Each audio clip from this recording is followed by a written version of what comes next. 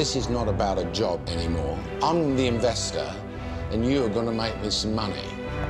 Heading to London, 16 potential business partners, all keen to kickstart a company. Don't try and hide, because, you know, we're not playing Where's Wally here. I'm not looking for Lord Lucan. I'm looking for somebody who's going to show me that they have got the business acumen to be my partner. On offer, a 50-50 deal with the nation's most demanding investor. That first few lines there, to me, was you digging a bloody great big hole. Willing to bankroll new business in tough times, Lord Sugar is on the hunt for one winning partnership. Basic business principles went right down the drain on this thing. You should have all known better. Start the car! It's a deal worth fighting for. That's not fair. Like, That's we're not taking fair. it in turns. We've got to take She it in needs turns. to cop on to herself. 16 candidates. It's way outside the box. It's way outside the box. Right, go, go, go, go, go. 12 tough weeks. Where am I going? One life-changing opportunity. You're fired. You're fired. This is my boardroom, and by the way, this is my money. You're fired.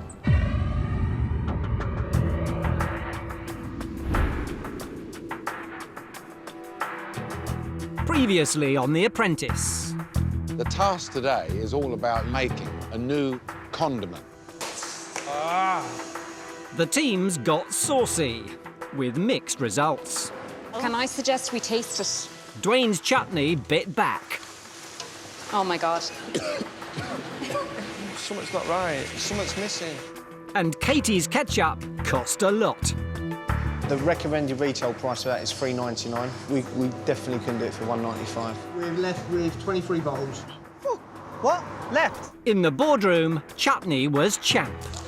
And a third loss for Katie left plenty on her plate. What is this? I can't see a lorry driver in the greasy spoon asking, "Here, Harry, pass us the Bellissimo." It's never made crystal clear to us what our target market was. Ricky spread the blame. You under-delivered. You absolutely under-delivered. You sold rubbish figures. It was very hard to sell at the prices that we was given. But it was Michael who failed to cut the mustard.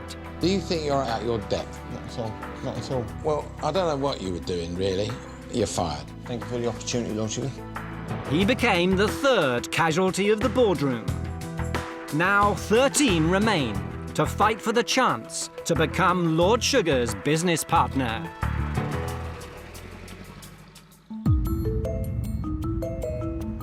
Bayswater, West London. For the candidates, a morning off.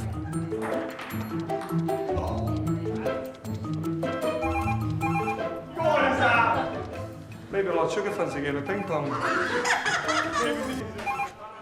Good morning. This is Lord Sugar's office. Lord Sugar would like you to meet him at the old cinema in Chiswick. The cars will be with you in 30 minutes. OK, thank you. Old cinema in Chiswick. Cars will pick us up in 30 minutes.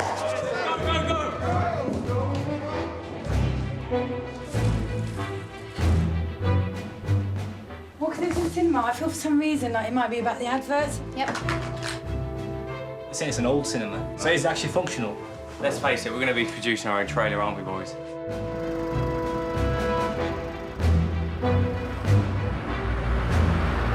They've won a task, they think they're at the top. Do we think they're taking it seriously? Dwayne and Nick needs a little bit of bringing back down to earth, don't People who maybe weren't working their hardest Have gone. have actually been fired. I don't think everyone's pulling the weight. I don't think everybody's contributing. I think there's maybe a few people I'd like to see get exposed, if I'm honest. Chiswick.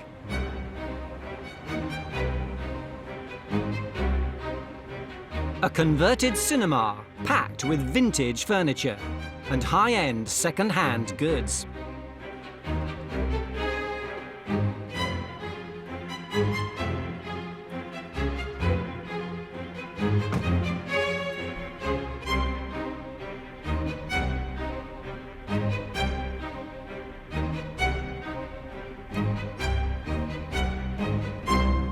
Good afternoon.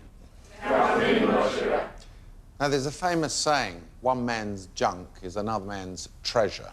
You know, there's been the rag and bone man, the car boot sales, we've got the charity shops. All of these people make money by taking things that people discard and they make it into something that someone wants to buy. That's what this task is all about. You're going to have to source your second-hand stock and then you're going to sell it to the public. So what I've laid on for you is a couple of shops in the East End of London where this kind of retro stuff is selling in big volume. Yeah? So I'm going to mix the teams up a little bit more here. Ricky, you go to Sterling, and Jade, you go to Phoenix. The team that makes the most amount of profit will win, and in the losing team, one of you will be fired. OK, everything clear? Yes.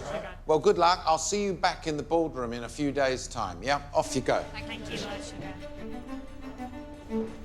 Worth over £2 billion a year, the UK's market for second-hand goods is on the up. From genuine antiques to repurposed scrap. What can you do with these? Can you put them in like... Why don't people just put them on the wall? There's plenty of profit in pre-owned goods. 600 quid. And refurbishing or upcycling old items can add big markups. Bins are quite good, because if we can buy a bin, we can funk it up to be a funky bin.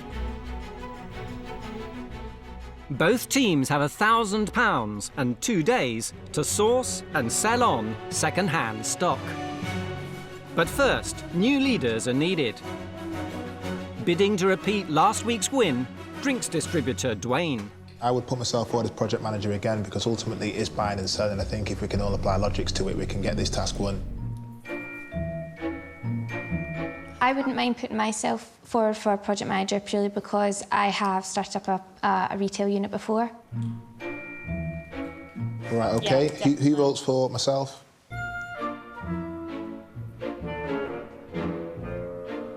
Thanks, guys. Who votes for Laura? I vote for Laura because you set up a retail unit. Yeah. That's it then, yeah. Okay. Would that be it? OK, fantastic, guys. Thank you very much. OK.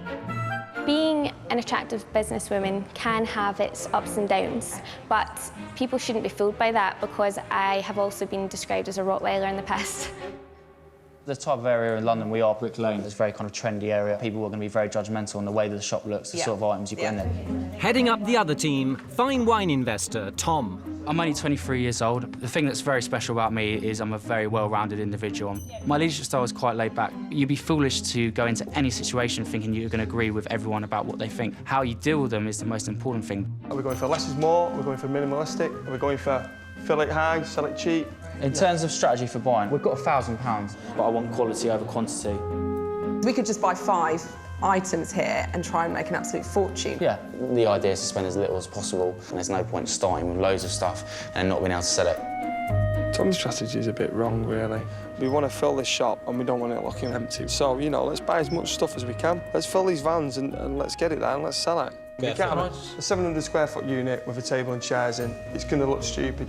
While for Tom, less is more, Laura's team focus on turning trash into cash.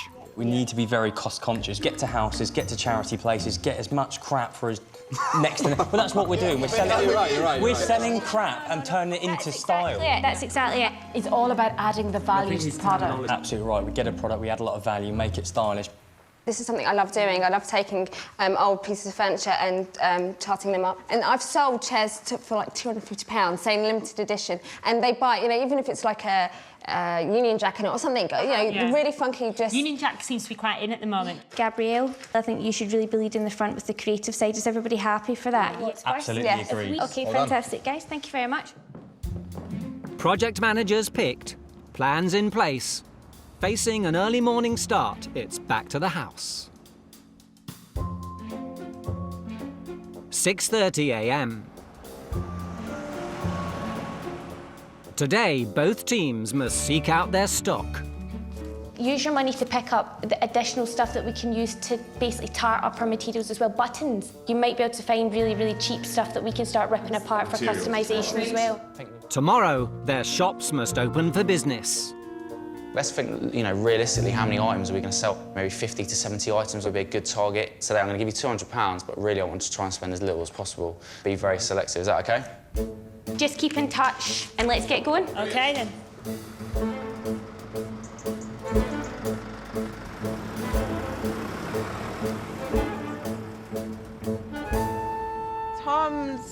sort of strategy or briefing to us, really, was to give us £200, tell us not to spend it.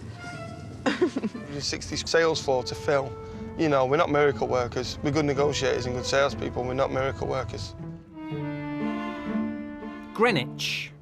An auction house stacked with bric-a-brac. Lot 65, oak book rack, 25 over there. Bidding on Tom's tight budget, Adam, Stephen and Katie. 55, £60, 65 on me. Have we got enough money for that? Looking for 80, are we all done? At £75. Lot 54, honey oak, 3 drawer serving table to slate. Are we going No. 110, 120, 130, 140, I'll take 145. What's up for shop at 200 quid? Ridiculous. Lot 158, good quantity of vintage 20th century clock. I like this. I'll do like this. This team has committed a number of mortal sins. Firstly, they didn't argue about the small amount of money they were given. They only got £200 of the £1,000 seed money. And then they come to an auction. They bid for 4 lots, 1, 3. 3 things. All done, 850. Could buy that. That's just foolish. I'm happy with the stock we bought, but I don't think we've got anywhere near enough. This is it. For Adam, a final bid for stock. In the auction house bins. Steve! Steve! Yep. Found some great stuff in the skip. Another wine rack, bench. This in the skip? Yeah. Stuff's falling down.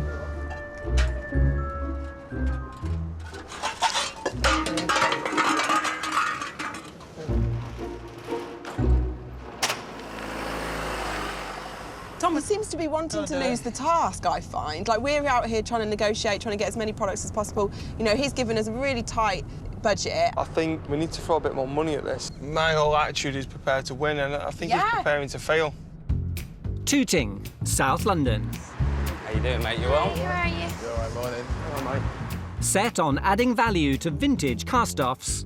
What about that chest in the window? The trunk. Yeah. Laura's team is on the hunt for products with potential.